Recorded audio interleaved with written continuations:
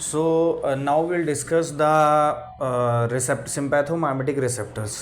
Receptors का basically देखिए आपको नॉलेज बहुत ज़रूरी है होना, और बहुत इंपॉर्टेंट है कि आपको जानना होगा कि कौन सा रिसेप्टर कितने टाइप के होते हैं, वो तो बेसिक हो गया। कौन से रिसेप्टर्स की क्या लोकेशन है और वो रिसेप्टर किस कैटेगरी का है, ट्रांसड्यूसर पाथवे कौन सा है उसका। तो देखिए जो सिंपैथेटिक या एड्रिनर्जिक रिसेप्टर्स होते हैं वो आपके दो तरीके के होते हैं, अल्फ़ा और बीटा, राइट। अल्फ़ा के अगेन सब टाइप्स हैं और बीटा के अगेन सब टाइप्स हैं। तो सबसे पहले हम वन बाय वन सारे रिसेप्टर्स को डिस्कस करेंगे, किस लोकेशन पे है वो डिस्कस करेंगे। प्लस ये लेक्चर इंपॉर्टेंट इसलिए होने वाला है क्योंकि आपको अगर ये पूरी बातें समझ में आ जाएंगी कि इस पर्टिकुलर लोकेशन में ये रिसेप्टर है और वहाँ पे मोटा मोटा आइडिया लग जाएगा कि ये कर रहा है, तो जब मैं डिटेल फार्माकोलॉजिकल एक्शन आपको समझाऊंगा तो आपको एक समझना, उसकी अंडरस्टैंडिंग बनाना आपके लिए आसान होगा। तो यहाँ हम बात करेंगे देखिए अल्फा रिसेप्टर की। So the alpha receptor, all whether it is alpha और it is beta, both are the examples of GPCR. This alpha receptor has two types, alpha 1 and alpha 2. Again alpha 1 is divided into two types, alpha 1A and alpha 1B by 1D.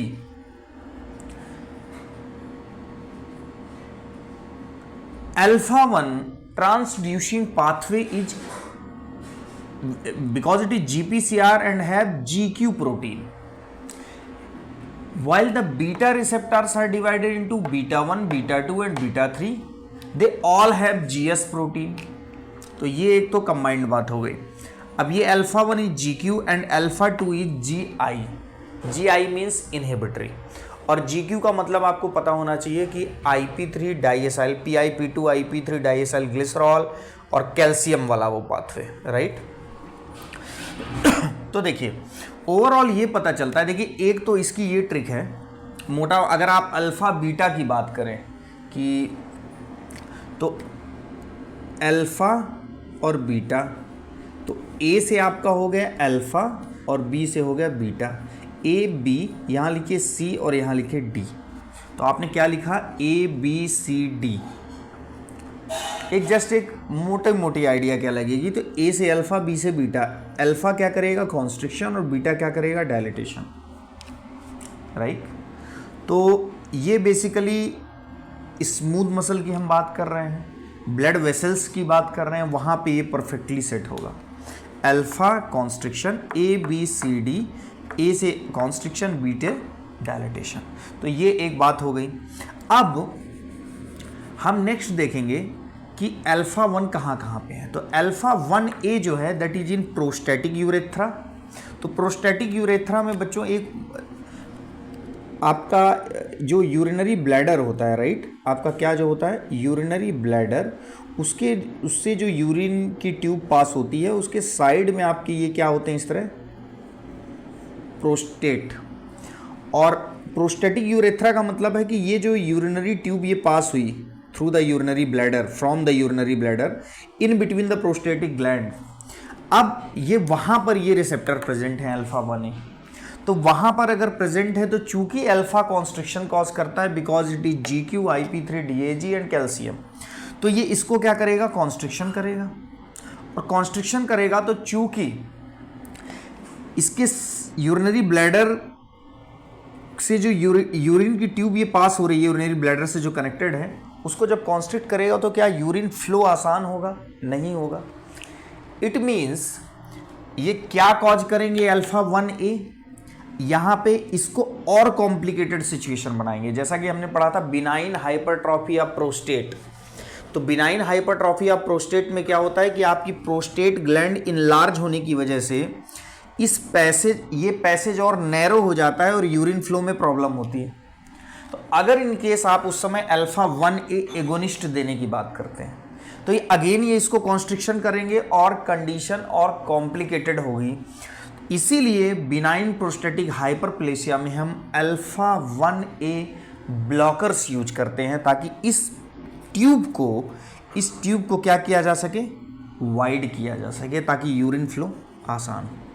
मतलब overall आपका जो concept develop है वो ये है कि because alpha 1A is present in the prostatic urethra and responsible for constriction. बस आपको ये देखना है प्रोस्टेटिक यूरेथ्रा में क्या कर रहा है, कॉन्स्ट्रिक्शन कर रहा है। नंबर 2 इन आइज, तो अब आइज में बेसिकली क्या कर रहा है, मैं वो ले लेता हूं 1 सेकेंड।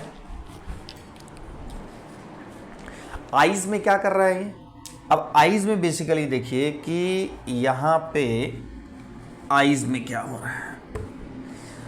आइज में आपको पता है कि आइज में भी अब चूंकि IP3 कैल्शियम है तो ओवरऑल ये आपका पिपिल हो गया, ये आपकी सर्कुलर मसल और ये आपकी रेडियल। अब चूंकि हमको पहले से पता है कि रेडियल मसल में क्या होता है, सिंपैथेटिक नर्व का इनर्वेशन होता है, और सिंपैथेटिक नर्व में यहाँ पे कौन से रिसेप्टर की हम बात कर रहे हैं, अल्फा 1A। और अल्फा 1A रेडियल मसल में और क्या कर रहा है, कॉन्स्ट्रिक्शन। तो जब ये चीज कॉन्स्ट्रिक्ट होगी, कॉन्स्ट्रिक्ट का मतलब ये इस डायरेक्शन में ऐसे और ऐसे, ऐसे और ऐसे, ऐसे और ऐसे, ये और ये। तो जब ये कॉन्स्ट्रिक्ट होगी रेडियल मसल तो प्यूपिल क्या होगी, डायलेट होगी, राइट। जैसे अगर फॉर एग्जांपल इसको और ऐसे आपकी 2 रेडियल मसल हैं, अभी कॉन्स्ट्रिक्ट हो रही है, मतलब ये इधर से ऐसे आ रही है और ये ऐसे ऐसे कॉन्स्ट्रिक्ट कर रही हैं ऐसे, तो ये इधर से ऐसे, ये इधर से ऐसे, तो ओवरऑल प्यूपिल का साइज क्या हो जाएगा, बढ़ जाएगा। तो वो एक फार्माकोलॉजिकल एक्शंस भी चूंकि यहाँ पे नहीं पढ़ा रहा हूँ, लेकिन फिर भी आपको एक थोड़ा थोड़ा आइडिया लगता जाएगा, आपका अंडरस्टैंडिंग बेहतर बन पाएगी। तो आइज में क्या कर रहा है, ये कॉन्स्ट्रिक्शन कर रहा है, प्यूपिलरी कॉन्स्ट्रिक्शन, राइट। तो ये बात हो गई आपकी आइज में। अब ये जो आपके रिप्रोडक्टिव एक्सेसिव ट्यूब्स होती हैं, लाइक आपकी वास डिफरेंस होती है सेमिनल वेसाइकल्स, वहां पे भी अल्फा 1 रिसेप्टर होता है और वहां पे भी ये कॉन्स्ट्रिक्शन का काम करता है। तो आपको देखिए लोकेशन अगर आपको पता है तो आपको ये श्योर है कि वो कॉन्स्ट्रिक्शन करेगा अगर अल्फा 1A है तो, और कॉन्स्ट्रिक्शन कर रहा है तो आपको वो चीज जिसके लिए रिस्पॉन्सिबल है वो होगी। अब जैसे वास डिफरेंस और सेमिनल वेसाइकल्स इजैकुलेशन के लिए रिस्पॉन्सिबल है, तो इजैकुलेशन को बढ़ाने का काम कौन करता है, अल्फा 1A। तो अल्फा 1A एगोनिस्ट लेंगे तो इजैकुलेशन फास्ट होगा, जबकि अगर आप अल्फा 1A ब्लॉकर्स को लॉन्ग टर्म में यूज करते हैं तो चूंकि ये इजैकुलेशन को इनहिबिट करेंगे तो देयर में भी चांसेस ऑफ इम्पोटेंस होने का चांसेस होगा। तो आप इससे अंडरस्टैंडिंग बना सकते हैं। तो ओवरऑल आपको अल्फा 1A क्लियर है, प्रोस्टेटिक यूरेथ्रा में क्या कर रहा है, आइज में क्या कर रहा है, वास डिफरेंस और सेमिनल वेसाइकल में क्या कर रहा है। तो अभी इतनी बात आपको क्लियर हो गई, ये बात आपकी क्लियर है, राइट। अब हम बात करते हैं अल्फा 1B बाई 1D। देखिए अल्फा रिसेप्टर्स भी मोटे तौर पे ब्लड वेसल्स में है और बीटा रिसेप्टर भी ब्लड वेसल्स में है। अल्फा क्या करता है ब्लड वेसल में, अगर ABCD के कॉन्सेप्ट को समझें तो फिर अगेन मैं लिख देता हूं ABCD। अल्फा कर रहा है कॉन्स्ट्रिक्शन, बीटा कर रहा है डायलिटेशन। तो अल्फा का कौन alpha, alpha 1B by D because it is present in blood vessels. Beta कर रहा है डायलिटेशन। तो देखिए सबसे ज्यादा इंपॉर्टेंट है कि कौन सी ब्लड वेसल्स हैं जिसमें अल्फा है और कौन सी ब्लड वेसल्स हैं जिसमें बीटा है, और बीटा का कौन सा है, beta 2, because beta 2 receptors are present in blood vessels. तो देखिए सबसे इंपॉर्टेंट क्या है, ब्लड वेसल्स में कहां कहां पे, स्किन की ब्लड वेसल्स हो या स्फिंक्टर्स ऑफ GIT, जो स्फिंक्टर्स होते हैं जो कंट्रोल करते हैं मूवमेंट, उनमें जो ब्लड वेसल की सप्लाई हो, या रीनल आर्टरीज हो, मींस स्किन में ब्लड सप्लाई जो ब्लड वेसल्स हैं, या whether it is in sphincter of GIT और रीनल आर्टरी, यहां पर ये वेसो कॉन्स्ट्रिक्शन करती हैं due to GQ transducer pathway. तो ये वेसो कॉन्स्ट्रिक्शन कर रही हैं। अब जैसे स्किन में, जैसे फेशियल स्किन में अगर वो वेसो कॉन्स्ट्रिक्शन कर रही हैं, राइट, तो ब्लड फ्लो को क्या करेंगी, कम करेंगी। उसी सेम टाइम में जो बीटा 2 रिसेप्टर है वो भी ब्लड वेसल्स में है। तो वो किन ब्लड वेसल्स में है, ये बहुत इंपॉर्टेंट है, याद रखना। वो स्केलेटल मसल में है मीन्स लार्जर ब्लड वेसल्स में है, एंड कोरोनरी वेसल्स में है वो वेसल्स जो मायोकार्डियम को ब्लड सप्लाई करती हैं, राइट। मायोकार्डियम को ब्लड सप्लाई करने वाली बात क्या है कि जैसे आपका ये हार्ट है, अब ये एवोर्टा यहाँ से निकलता है, एवोर्टा से ब्रांच निकल के इसी के ऊपर बिल्कुल नेटवर्क की तरह थ्रू आउट पूरे मायोकार्डियम में, मीन्स टोटल इसमें जितना ब्लड सप्लाई होता है उसका 5% इस कोरोनरी आर्टरीज के थ्रू इस मायोकार्डियम को ब्लड मिलता है, और वहां पे जो रिसेप्टर है that is beta 2 receptor. Means अगर हम स्केलेटल मसल की लार्जर ब्लड वेसल्स को छोड़ दें और कोरोनरी वेसल्स को छोड़ दें, ये लार्जर नहीं है, स्मॉलर ही है, लेकिन वहां पे है कौन सा, बीटा 2। तो अगर हम स्केलेटल मसल की ब्लड वेसल्स की बात कर लें या कोरोनरी आर्टरीज की बात कर लें जो कि मायोकार्डियम में ब्लड सप्लाई कर रही, other than this all blood vessels have alpha receptors because these two have beta 2 receptor, and beta 2 means यहां पे वैसो डायलेटेशन होने वाला है, जबकि यहां पे स्पेसिफिकली या apart from this vaso constriction होने वाला है। तो ये पॉइंट आपको याद रखना है। तो ये भी आपका क्लियर हो गया। अब बात करते हैं अल्फा ओवरऑल वैसो कॉन्स्ट्रिक्शन कर रहा है। अब अल्फा 2 खुद में कैसा है, जीआई इनहिबिटरी होता है। अब इनहिबिटरी है, इट मीन्स ये ओवरऑल सिंपैथेटिक फ्लो को कम करेगा, और सबसे बड़ी बात होती है कि अल्फा 2 होता है ये एक ऑटो रिसेप्टर का एग्जाम्पल है। ऑटो रिसेप्टर वो रिसेप्टर होते हैं जो प्री साइनेप्टिक नर्व पे होते हैं। जैसे नॉर्मली हमारे रिसेप्टर कहाँ होते हैं, पोस्ट साइनेप्टिक नर्व पे, और जो प्री साइनेप्टिक नर्व पे होते हैं उनको क्या बोलते हैं, ऑटो रिसेप्टर। लाइक आपका ये क्या है, ये प्री साइनेप्टिक नर्व है और ये पोस्ट साइनेप्टिक जंक्शन है, ये साइनेप्टिक क्लेफ्ट है।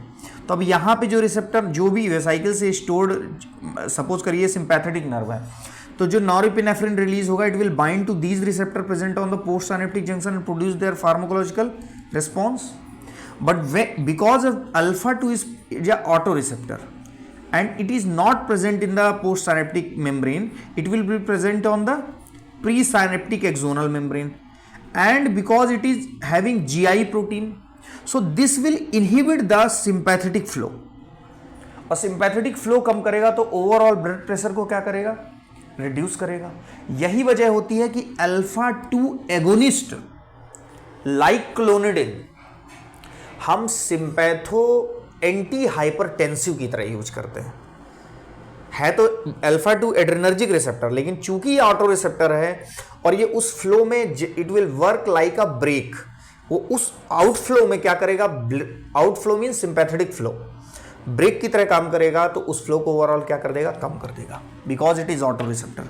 तो सबसे पहले अल्फा 2 में जीआई प्रोटीन है, और बात है कि ये प्री साइनेप्टिकली कैसे काम करता है, acts like a brake in the sympathetic flow.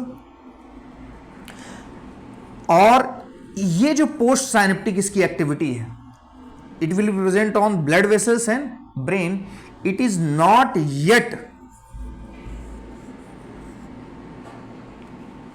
Proper, इसका पूरी फंक्शनिंग अभी तक ये डिटेल्ड स्टडी इसकी नहीं हो पाई है। जो भी हम यूटिलाइजेशन करते हैं अल्फा 2 एगोनिस्ट का, वो इस पाथवे से करते हैं जब वो प्री साइनेप्टिक प्रेजेंट हो। अब हम बात करते हैं बीटा रिसेप्टर की। इस पे ज़्यादा वर्क नहीं है, इसलिए इसको अभी हम यहीं रखते हैं, लेकिन पोस्ट साइनेप्टिक भी ब्लड वेसल और ब्रेन में प्रेजेंट अल्फा 2 होता है। अब हम बात करते हैं बीटा रिसेप्टर, ये हमने बता दिया जीएस प्रोटीन है। अब देखिए जीएस प्रोटीन आने से आपके दिमाग में कंफ्यूजन कहाँ से आएगा। जीएस को आप बोलेंगे ये स्टिमुलेटरी है, नो डाउट स्टिमुलेटरी है। अब जब स्टिमुलेटरी है तो ये वैसो कॉन्स्ट्रिक्शन करेगा, ओवरऑल कैल्शियम के लेवल को बढ़ाएगा, तो बस यहीं से आपका कॉन्सेप्ट गड़बड़ हो जाएगा अगर आप इस तरीके से सोचते हैं। सबसे पहले आप बीटा 1 में आइए। देखिए बीटा 1 में ये चीज़ वर्क करेगी जो आप सोच रहे हैं, क्योंकि हार्ट रेट क्या होगा, इंक्रीज होगा, adenyl cyclase pathway, cyclic MP, calcium channel, calcium का इंटेक, हार्ट रेट बढ़ गई, टैकीकार्डिया हार्ट रेट को बढ़ाता है। Juxta glomerulus cell, juxta means just adjacent या बगल में, किसके, ग्लोमेरुलस एपरेटस के। अब वहां पे कौन सा रिसेप्टर होता है, बीटा 1।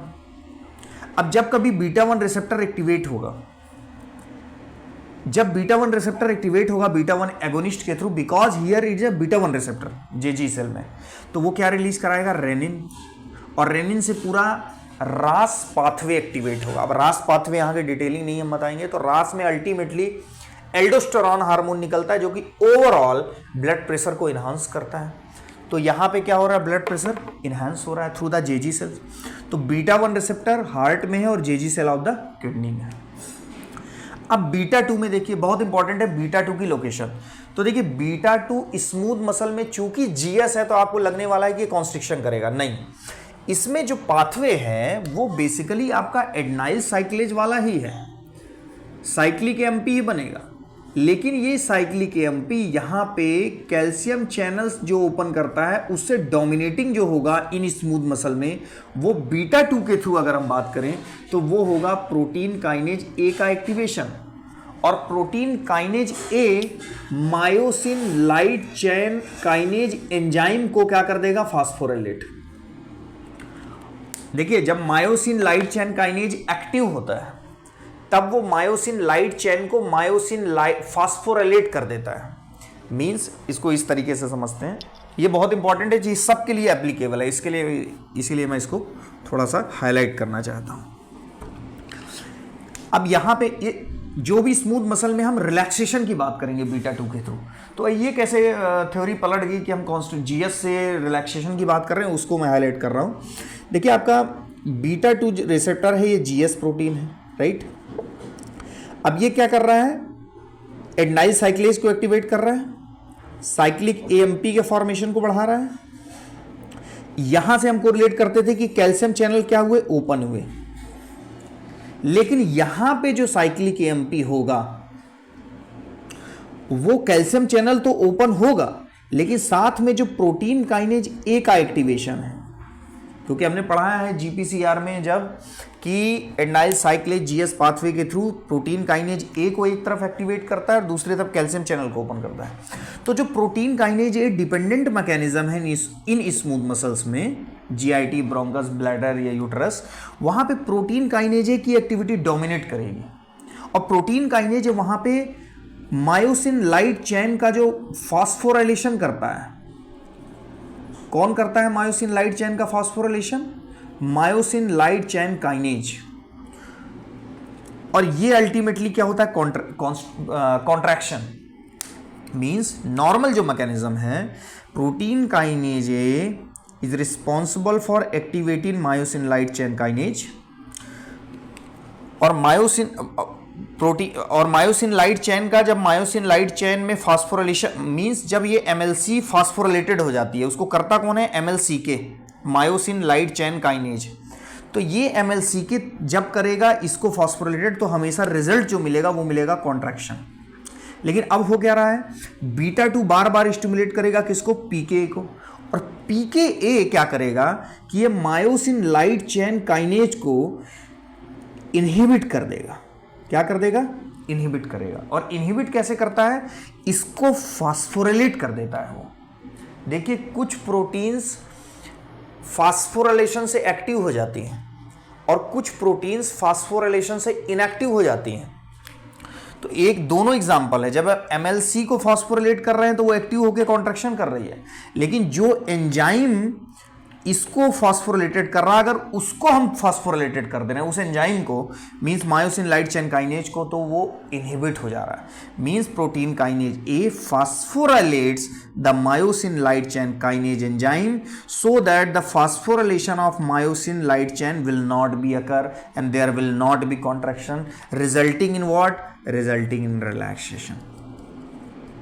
वैसे फार्माकोलॉजिकल एक्शंस में मैं डिटेल डायग्राम के थ्रू इसको समझाऊंगा, तो अभी के लिए इतना सफिशिएंट है। तो अब हमने क्या कॉन्सेप्ट डेवलप किया कि जो हमारा बीटा 2 रिसेप्टर है वो ओवरऑल स्मूथ मसल्स में इस मैकेनिज्म के through myosin light chain kinase को फास्फोराइलेट करके थ्रू द प्रोटीन काइनेज ए ये रिलैक्सेशन कर रहा था। वो स्मूथ मसल कहाँ कहाँ पे हैं, देखिए ब्रोंकस की हम बात करें, जीआईटी की बात करें, ब्लैडर की बात करें, यूटरस की बात करें, हर जगह क्या हो रहा है, relaxation through the same mechanism that I discussed earlier. तो ब्रोंकस जब रिलैक्स होगी तो ब्रोंकोडायलेशन होगा, नो डाउट आप ये चीज़ कहाँ यूज कर सकते हो, एस्थमा में। इसीलिए बीटा 2 एगोनिस्ट हम कहाँ यूज करते हैं, एस्थमा में। जीआईटी में चूंकि रिलैक्सेशन होगा तो रिलैक्सेशन को हम क्या रिलेट करेंगे कि पेरिस्टाल्टिक मूवमेंट क्या होगा, कम होगा। डायरिया में यूज कर सकते हैं, ये पेरिस्टाल्टिक मूवमेंट जीआईटी से क्या होगा, कम होगा बीटा 2 एगोनिस्ट के थ्रू। ब्लैडर में क्या करें, चूंकि ब्लैडर क्या करेगा, ब्लैडर में आपका रिलैक्सेशन करेगा। सेम रिलैक्सेशन करने का मतलब जो वाइडनिंग ऑफ ब्लैडर है, वाइडनिंग मतलब मीन्स खाली होना, ये क्या हो जाएगा, कम हो जाएगा। मीन्स खाली जल्दी नहीं होगा, क्योंकि खाली होने का पर्पज है कॉन्ट्रैक्शन हो। चूंकि ये कर रहा है रिलैक्सेशन तो वाइडनिंग ऑफ ब्लैडर नहीं होगी, यूरिनरी रिटेंशन ज्यादा होगा, राइट। तो ये किसको प्रमोट करेगा, beta through the beta receptor urinary bladder will become relax, और जब रिलैक्स होगा तो widening of bladder, urinary bladder नहीं होगी। प्रेग्नेंट वुमेन के यूट्रस में क्या करता है, यूटेराइन रिलैक्सेंट की तरह वर्क करता है।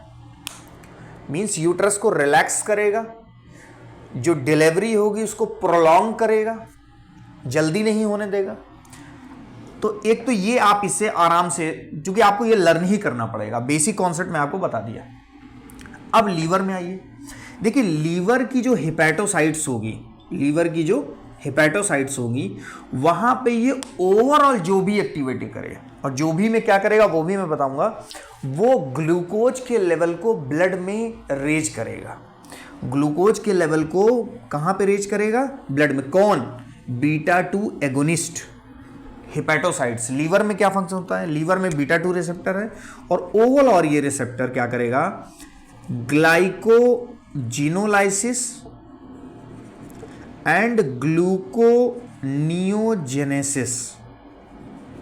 Means breakdown of glycogen into glucose, formation of glucose from other than carbohydrate. तो ओवरऑल ग्लूकोज के लेवल को, आप ग्लूकोज के प्रोडक्शन की बात करना है, तो आप ओवरऑल ब्लड में ग्लूकोज के लेवल को क्या करेंगे, बढ़ाएंगे। तो लीवर में क्या कर रहा है, हेपेटोसाइट में, it will enhance the glycogenolysis और gluconeogenesis through the beta 2 receptor and thereby responsible for increasing the glucose level in the blood. तो ये लीवर में एक्शन इसका होगा। स्केलेटल मसल बहुत इंपॉर्टेंट है यहाँ पे। स्केलेटल मसल की स्पिंडल्स में प्रेजेंट होता है, और देखिए स्केलेटल मसल में ये करता क्या है, ये बहुत इंपॉर्टेंट है, ये आपके आगे भी आपके कॉन्सेप्ट डेवलपमेंट करने में काम आएगा। जो स्केलेटल मसल की स्पिंडल्स होती हैं वहाँ पे ये बेसिकली एक पंप को ब्लॉक करता है, बीटा 2 एगोनिस्ट। वो क्या करती है, जैसे यहाँ पे जो पंप होगा, सोडियम पोटेशियम एटीपीएज पंप। अब देखिए sodium potassium ATPase pump cell के मेम्ब्रेन में जब भी होगा, मान लीजिए ये है, तो ये करता क्या है, 3 सोडियम को बाहर ले जाता है और 2 पोटेशियम को अंदर लाता है। ये normal sodium potassium ATPase pump की वर्किंग है कि 3 सोडियम बाहर जाने हैं और 2 सोडियम अंदर आना है। चूंकि एटीपीएच पंप है, इसके साथ एनर्जी इन्वॉल्व है, तो अगेंस्ट द कंसंट्रेशन ग्रेडियंट ये वर्क करता है। नॉर्मली हमने अभी तक पढ़ा है कि सोडियम आयन जब बाहर से अंदर आता है, ये अंदर से बाहर ले जा रहा है, इसीलिए इसका नाम है sodium potassium ATPase pump, right. तो इस पंप को जो बीटा 2 एगोनिस्ट है वो स्केलेटल मसल में क्या कर देते हैं, ब्लॉक कर देते हैं। अब बच्चों जब ये पंप ब्लॉक होगा तो क्या पोटेशियम अंदर आएगा सेल के, नहीं आएगा। तो यही वजह होती है किसकी, हाइपोकैलीमिया की, मतलब low level of calcium inside of the cytoplasm, क्योंकि पोटेशियम अंदर आएगा नहीं, इस पंप को ब्लॉक कर दिया। तो जब हाइपोकैलीमिया जो होती है वो वजह बनती है मसल ट्रिमर की। तो मसल ट्रिमर क्या है, ऑसिलेटरी मूवमेंट है मसल्स में। तो due to the blockage of sodium potassium ATPase pump, beta 2 agonist produce muscle tremor. Means skeletal muscle में बीटा 2 रिसेप्टर के थ्रू क्या होता है, मसल ट्रिमर।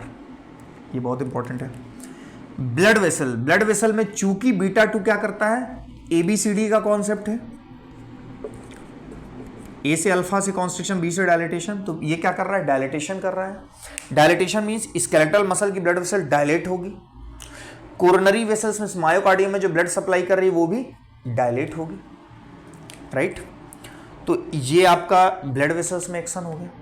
अब हम बात करते हैं बीटा 3 की। बीटा 3 भी जीएस का एग्जाम्पल है, और यहां पे एडिपोज टिश्यू में है।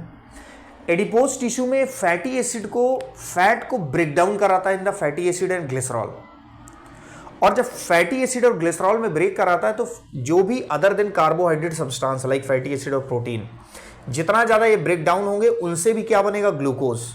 तो ओवरऑल इस मैकेनिज्म के थ्रू भी ग्लूकोज का लेवल क्या होगा, बढ़ेगा। तो कहने का मतलब है कि एडिपोज टिश्यू में थ्रू द बीटा 3 रिसेप्टर ये क्या कराता है, लाइपोलाइसिस। इस रिसेप्टर के थ्रू क्या होता है, ब्रेक डाउन ऑफ फैट। ये क्लियर हो गया। कोरोनरी वेसल्स में भी सेम जैसे ये प्रेजेंट होती हैं, बीटा 3 भी प्रेजेंट होता है, बट इन पे ज्यादा वर्क अभी तक नहीं हुआ है। लेकिन ये मान के चला जाता है कोरोनरी वेसल्स को भी ये क्या करती हैं, वैसो डायलेटेशन करती हैं, जैसे कि बीटा 2 करती है। यूरिनरी ब्लैडर में जो अभी की स्टडी है, लेटेस्ट जो ड्रग्स हैं, वो बीटा 3 एगोनिस्ट भी हैं, चूंकि सेम बीटा 2 की तरह ये यूरिनरी ब्लैडर को रिलैक्स करता है। तो ओवर एक्टिव ब्लैडर में, ओवर एक्टिव जिनका ब्लैडर है उसमें आप बीटा 3 एगोनिस्ट ड्रग प्रेस्क्राइब करते हैं, तो यहां पे यूरिनरी ब्लैडर क्या होगा, रिलैक्स होगा। So this is all about the concept of sympathetic receptors. तो मैंने काफ़ी डिटेल से कोशिश की है बताने की। ओवरऑल स्मार्टली अगर आप पढ़ते हैं तो आपका फार्माकोलॉजिकल एक्शंस का 70% यहीं से क्लियर हो जाएगा।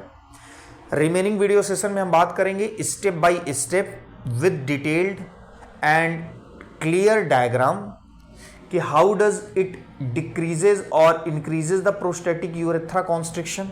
तो एक एक स्टेप की वहाँ पे हम बात करेंगे। तो like this is all about the sympathetic receptor. फिर भी आपका कोई डाउट है तो आप मेरे से कमेंट सेक्शन में पूछ सकते हैं। Thank you very much.